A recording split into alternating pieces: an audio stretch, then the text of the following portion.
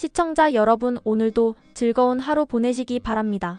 오늘의 사연 시작하겠습니다. 안녕하세요. 저는 올해 30대 후반이 된 이제 곧 돌싱이 될 여자입니다. 사실 결혼 초부터 늘 막연하게 언젠가는 이혼하게 될 것 같다는 생각을 가슴 한 구석에 품고 살았던 것 같습니다. 살면서 시원하게 이혼을 하고 자유롭게 제 인생을 다시 시작해보고 싶다고 스스로를 다독이듯 상상하며 버텼습니다. 그런데 막상 현실에서 이렇게 진짜로 이혼을 결심하고 구체적인 준비를 하게 되니 마음이 묘합니다. 특히 저를 친딸처럼 살갑게 대해주시고 늘 응원해주셨던 시아버지 생각이 많이 납니다. 시아버지는 결혼 생활 내내 저에게 따뜻하게 대해주셨고 힘들어 보이면 말없이 등을 두드려 주시던 분이셨습니다. 그래서인지 이혼 이야기를 꺼내야 한다는 생각이 들 때마다 마음 한편이 무겁고 죄송합니다. 그렇지만 더 이상 이렇게는 못 살겠다 싶어서 결국 결심할 수밖에 없었습니다. 저에게는 초등학생인 아들 둘이 있습니다. 아이들 생각을 하면 혹시나 이혼으로 상처를 받지 않을까 걱정이 들기도 했습니다. 그런데 곰곰이 생각해보면 지금의 이 답답하고 불안정한 환경이 오히려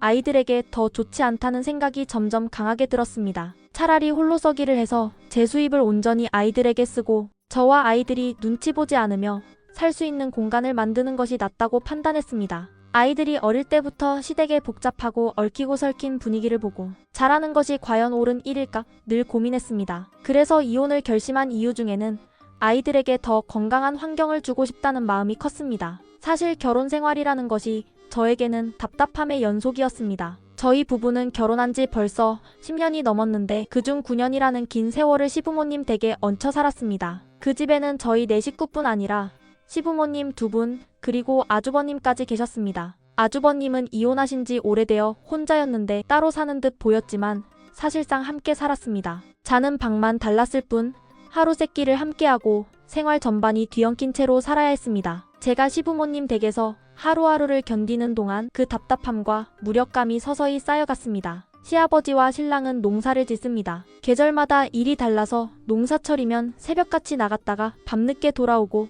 농한기에는 집에서 하루 종일 농사 이야기와 시골살이 이야기가 끊이질 않았습니다. 저는 그런 남자들의 삶에 적응하려고 노력했지만 제 자리는 늘 방 한구석 같았습니다. 저는 생계를 조금이라도 보태야겠다는 마음으로 이 지역 학교 근처에 작은 분식집을 열었습니다. 솔직히 처음에는 아이들 코 묻은 돈으로 장사한다고 하는 어른들 말씀을 듣고 무슨 말인가 했습니다. 하지만 막상 장사를 해보니 그 말뜻을 알겠더군요. 짧은 시간 일하는데도 예상보다 꽤 많은 돈이 손에 쥐어졌습니다. 그 돈으로 아이들 학용품 사고 제가 쓸 작은 것들을 살 때만큼은 조금 숨이 트였습니다. 신랑과의 관계 자체는 큰 싸움이 자주 있거나 서로 미워하는 관계는 아니었습니다. 서로에게 무관심한 시간이 많았고 그저 생활을 유지하기 위해 맞춰가는 부부였습니다. 그런데 문제는 시어머니였습니다. 처음에는 저도 세대 차이니까 이해해야지 하고 참았습니다. 하지만 해가 바뀔수록 시어머니의 간섭과 고압적인 말투, 저를 무시하는 행동이 견디기 어려울 만큼 커졌습니다.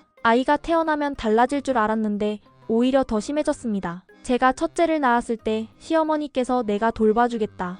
1년만 우리 집에서 살면 집 하나 지어주마라고 하셨습니다. 그 말을 믿고 합가를 결정했는데 그 1년이 2년, 3년이 되더니 어느새 9년이 흘렀습니다. 집을 지어준다는 말은 어느새 흐지부지 사라졌고 저는 늘 남의 집에 얹혀 사는 며느리 같은 기분으로 살아야 했습니다. 처음에는 시어머니를 이해하려고 애썼지만 점점 그분의 말과 행동이 두렵기까지 했습니다. 내가 무슨 잘못을 하면 아이들 앞에서 언성을 높이고 남편도 그걸 말리지 못하는 날이 많아졌습니다. 이제는 더 이상 제 마음도 아이들의 마음도 버틸 여유가 없습니다. 그래서 이혼을 결심했습니다. 지금도 시아버지 생각을 하면 눈물이 나지만 그래도 아이들과 제 자신을 위해서라도 이 길을 가야 한다고 다짐하고 있습니다. 시어머니와 저는 특히 육아 문제로 갈등이 많았습니다. 물론 세대 차이도 있었고 가치관도 달랐지만 그걸 넘어서는 뿌리 깊은 충돌이 항상 있었습니다. 시어머니는 이제 70도 안 되신 분이신데 솔직히 제 눈에는 웬만한 80 넘은 할머니보다도 더 완고하고 막힌 분이었습니다. 그분의 방식을 이해하려고도 해보고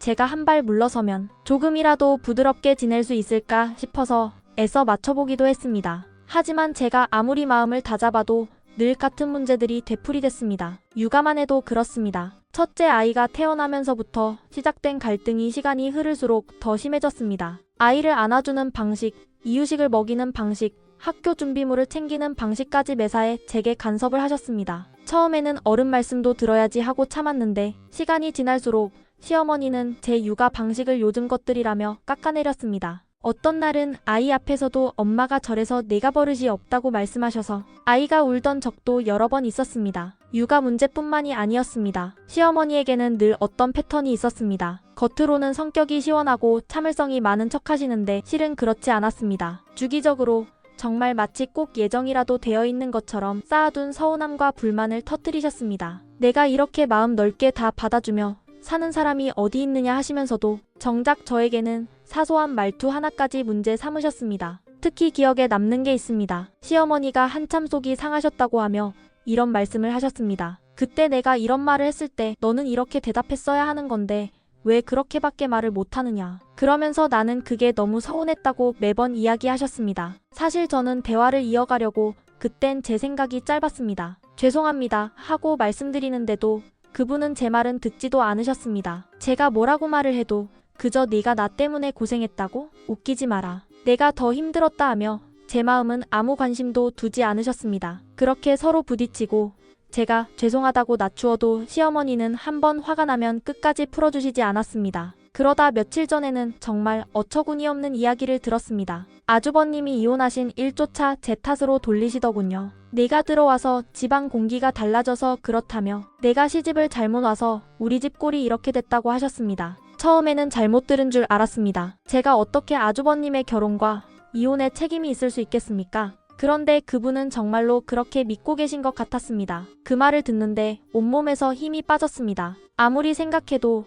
이 집에서는 내가 뭘 해도 결국 다 내 탓이 될 뿐이구나 싶었습니다. 그동안 참고 맞추고 이해하려고 애써온 시간들이 다 무슨 소용이었나 싶어 눈물이 나더군요. 이제는 더 이상 이런 고통을 당연한 숙명처럼 받아들이며 살 수 없다는 생각이 확고해졌습니다. 아주버님이 결혼하고 같이 살 때만 해도 저는 그분 부부가 혼인신고까지 마친 줄 알고 있었습니다. 형님이 시부모님께는 조금 더 살아보다가 혼인신고를 하겠다고 했고 시부모님도 그 말을 믿고 계셨습니다. 저에게도 혼인신고는 안 했으니 혹시라도 다른 사람들에게 얘기하지 말라고 하셔서 그냥 그런 줄로만 알고 조용히 있었어요. 그런데 시간이 한참 흐르고 나서야 알게 됐습니다. 형님은 애초부터 아주버님과 제대로 살 마음이 없었던 것 같았습니다. 결국 몇 년을 같이 살면서 아주버님 경제적으로 철저히 벗겨먹고 빚까지 잔뜩 남긴 채 떠나버리셨더라고요. 그렇게 형님이 나간 게 벌써 6년 전의 일이었습니다. 형님이 떠나고 난 뒤 아주버님은 집에 다시 들어오셨습니다. 저희 시댁으로 와서 시부모님과 함께 농사를 지으면서 사실상 같이 사는 것이나 마찬가지로 지내셨어요. 그때부터 저희 부부는 이제 정말 분가를 해야겠다고 마음을 굳혔습니다. 아이들이 크면서 점점 더 생활 공간이 좁아지고 사생활도 없고 집안 분위기가 늘 무거웠기 때문입니다. 하지만 분가 이야기를 꺼낼 때마다 시어머니는 꼭 같은 반응을 보이셨습니다. 그래, 나가서 살아야지 하고 한숨을 내쉬시다가 이내 여기저기 몸이 아프다고 호소하셨습니다. 그리고 언제나 그 끝은 똑같았습니다. 저에게 화풀이를 하시며 울기 시작하시는 겁니다. 니들이 나를 버리는 거냐고, 내가 이렇게까지 해줬는데 이제 와서 나가겠다니 서운하다고 듣는 사람 마음이 무너지게 하셨습니다. 저도 처음에는 시어머니 마음이 이해됐습니다. 하지만 그렇게 매번 감정적으로 호소하시고 결국 그 화살이 제게 돌아오는 게 너무 힘들었습니다. 얼마 전에는 정말 더는 듣기 어려운 말씀을 하셨습니다. 평소처럼 농사 얘기를 하시다 말고 불쑥 아주버님 이야기를 꺼내셨습니다. 네 아주버님이 이혼하게 된 것도 다 내 탓이다라고요. 처음에는 귀를 의심했습니다. 대체 그게 어떻게 제 잘못일 수 있겠습니까? 시어머니 말씀이 이러셨습니다. 내가 그때 혼인신고 안 한 걸 나한테 말해줬더라면 내가 미리 형편을 알아봤을 거고 아주버님이 그렇게까지 당하진 않았을 거다. 그런데 내가 말을 안 해서 결국 이 꼴이 난 거 아니냐. 저는 정말 할 말이 막혔습니다. 저는 그저 시부모님이 말하지 말라고 하셔서 침묵했을 뿐인데 이제 와서 그 책임을 저한테 묻는 것이 억울했습니다. 그 말씀을 하고 나서는 또 내가 이래서 속이 상하고 아프다며 주저앉아 오셨습니다. 그 모습을 보는데 제가 마치 무슨 큰 죄인이라도 된 기분이 들었습니다. 그런데 마음 한편에서는 억울함과 함께 깊은 체념 같은 게 밀려왔습니다. 이제는 하다하다 6년 전 아주버님 혼인 파탄의 원인도 내 탓이라고 하시는구나 하는 생각이 들었습니다. 그 순간 참으로 속상했습니다. 이렇게까지 모든 시댁에 안 좋은 일, 불행한 일의 원인을 기어이 저에게서 찾아내서 원망하시는구나 싶어 한숨이 나왔습니다. 사실 저는 시어머니가 다른 자식들에게는 한 번도 그렇게 큰 소리를 내거나 원망을 하시는 걸 본 적이 없습니다. 누구에게나 참고 넘기시는 것 같았고 잘못이 있어도 덮고 가시는 모습을 많이 봤습니다. 그런데 유독 저에게만은 늘 목소리를 높이셨습니다. 무슨 일이든 결국 며느리가 문제다라는 결론으로 끝났습니다. 그런 모습을 볼 때마다 제 자존심이 무너졌고 아이들 앞에서도 너무 민망했습니다. 아이들이 눈치껏 제 손을 잡아주거나 엄마 울지 마라고 하는 순간에는 이대로는 안 되겠다는 생각이 더 강하게 들었습니다. 저는 매번 주기적으로 되풀이되는 시어머니의 이런 태도에 이제 정말 지쳐버렸습니다. 그리고 이 결혼 생활을 더는 버텨야 할 이유도 찾지 못하게 되었습니다. 신랑은 결혼 생활 내내 워낙에 효자라서 솔직히 어떤 갈등이 생겨도 중간에서 저를 이해해주거나 조율해주기를 기대할 수가 없었습니다. 시어머니와의 문제도 그렇고 집안의 여러 크고 작은 일도 그렇고 항상 어머니가 오르시다는 태도로 일관하던 사람이라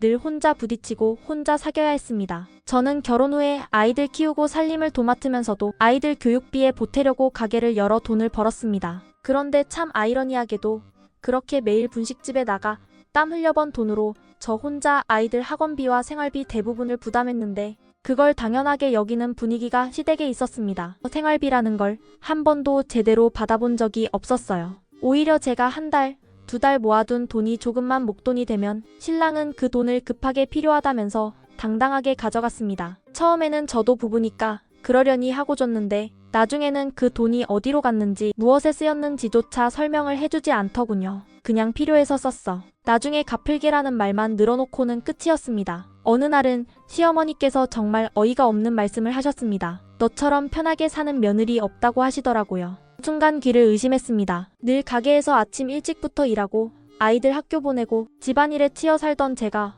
어떻게 편하게 사는 사람이 되는 건지 이해가 안 됐습니다. 너무 답답하고 억울해서 말씀드렸습니다. 어머님, 저는 결혼해서 지금까지 생활비를 한 번도 받아본 적이 없어요. 다 제가 벌어서 쓰고 있어요. 그러자 시어머니는 그건 내가 돈을 벌어서 그런 거 아니냐고 하셨습니다. 저는 그 말을 듣고 정말 기가 막혔습니다. 그래서 조용히 물었습니다. 그럼 어머니, 신랑이 돈 필요하다고 가져간 건 다 어디에 쓰신 건데요? 신랑이 필요하다며 가져간 돈이 어머니께 드린 돈 아닌가요? 사실 저는 정확한 증거가 없어서 그동안은 그냥 심증만 있었을 뿐이었습니다. 그런데 그때는 너무 서러워서 한번 떠보자는 심정으로 말해본 거였어요. 그 순간 시어머니 표정이 확 변하셨습니다. 잠시 말을 잇지 못하고 놀란 눈치셨습니다. 그러더니 이내 그건 애비가 모은 돈이겠지. 나는 잘 모르겠다 하시며 얼버무리시더군요. 그 모습에서 이미 답을 알 수 있었습니다. 저는 차분하게 이야기했습니다. 제가 가게에서 모은 돈이었어요. 아이들 학원비 쓰고 남은 돈 조금씩 모아둔 거였는데 신랑이 가져가서 결국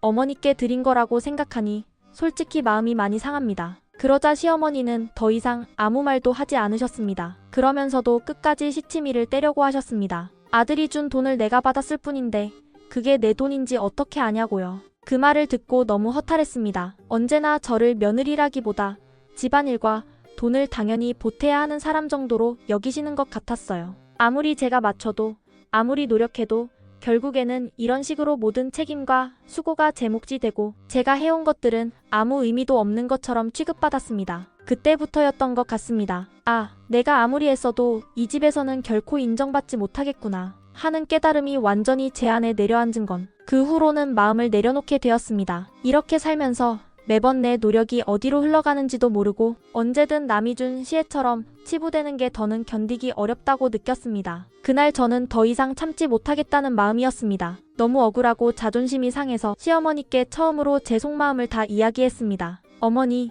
제가 가게에서 땀 흘려번 돈으로도 생활하고 또 어머니께 드린 것도 맞아요. 그런데 제가 따로 또 돈을 드려야 어머니 마음이 섭섭하지 않으실 것 같습니까? 저는 정말 더는 이렇게는 못 살겠습니다. 목소리가 떨렸지만 끝까지 말했습니다. 그러자 시어머니는 눈을 부릅뜨며 쏘아붙이셨어요. 못 살면 네가 어쩔 거냐? 저는 그 말에 잠시 숨을 고르고 차분하게 대답했습니다. 분가해서 어머니 안 보고 살겠습니다. 그게 안 되면 이혼하겠습니다. 그 순간 시어머니는 얼굴이 굳으셨습니다. 그리고 내가 여기서 대답을 하면 나중에 무슨 책임을 져야 할지 모르니까 아무 말 안 하겠다고 하시더군요. 그 말을 듣는데 정말 너무 허무했습니다. 저는 어떤 대답을 바란 것도 아니었습니다. 다만 내내 참고 살아온 억울함과 서러움을 한 번이라도 들어주시기를 바랐습니다. 그래서 담담하게 말씀드렸습니다. 어머니 책임지실 것 없습니다. 저는 이제 더는 같이 못 삽니다. 어머니와 안 보고 살겠습니다. 신랑과 같이 나가 살든지 아니면 아이들만 데리고 이혼해서 제가 집을 나가든지 어쨌든 저는 이렇게는 못 살겠습니다. 그제야 시어머니는 주저앉아 울부짖으며 소리를 지르기 시작하셨습니다. 며느년이 시애미한테 못하는 말이 없다. 내가 이래서 살 맛이 안 난다. 며 신세한탄을 쏟아내셨습니다. 그 모습이 안쓰럽기보다는 오히려 저는 마음이 차갑게 식어버렸습니다. 늘 이런 식으로 본인이 피해자라는 듯 울고 저는 늘 가해자가 되어야 했습니다. 그 소란에 시아버지와 신랑이 밖으로 나왔습니다. 시아버지는 도대체 무슨 일이냐고 물으셨습니다. 저는 한 번도 그렇게 하지 않았지만 그날은 다 이야기했습니다. 제가 생활비 한 번 받아본 적 없고 제가 번 돈으로 아이들 키우고 가정 꾸리는데 결국 다 제 탓이라 하시고 이제는 아주버님 일까지 제 책임이라고 하십니다. 저는 더는 이렇게 못 삽니다. 그 순간 신랑이 제 말을 가로막으며 얼굴이 시뻘개져서 소리쳤습니다. 갑자기 왜 이래? 왜 집안을 난장판 만드는 거야? 그러더니 저를 향해 한 번도 본 적 없는 표정으로 윽박지르며 말했습니다. 그래, 그렇게 못 살겠다 싶으면 당장 나가든지 아니면 이혼하자. 저는 담담하게 대답했습니다. 그래요, 나가겠습니다. 아이들과 같이 나가서 살든 아니면 혼자서라도 나가겠습니다. 그러자 신랑은 나가려면 혼자 나가라. 애들은 두고 나가라고 말했습니다. 그 말에 저는 더 이상 아무 기대도 남지 않았다는 걸 깨달았습니다. 그 순간 늘 저를 보며 내가 고생 많다,